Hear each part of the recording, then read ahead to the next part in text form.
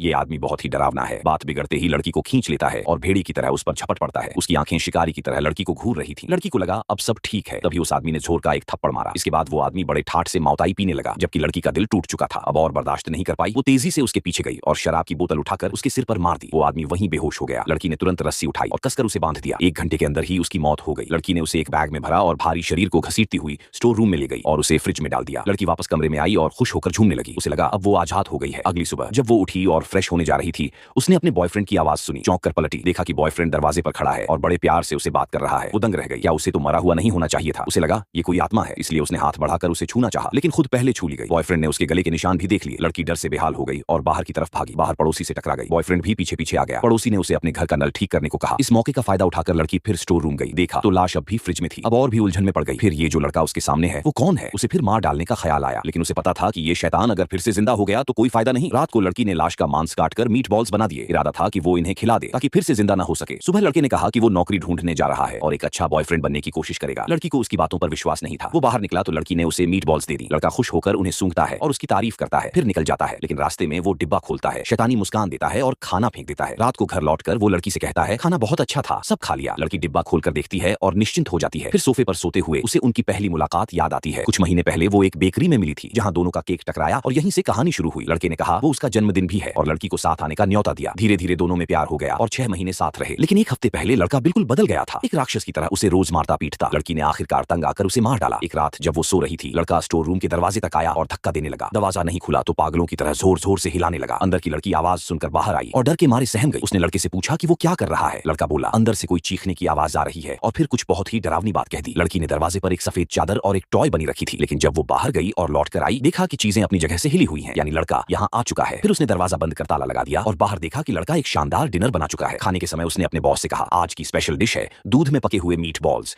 घर के बने मीट से। लड़की को कुछ खतरनाक दृश्य याद आने लगे। बॉस के जाने के बाद लड़का जबरदस्ती उसे मीट बॉल्स खिलाने लगा। लड़की मना करती रही तो खुद खाने लगा, जिससे लड़की को उल्टी होने लगी। इसके बाद लड़के ने कहा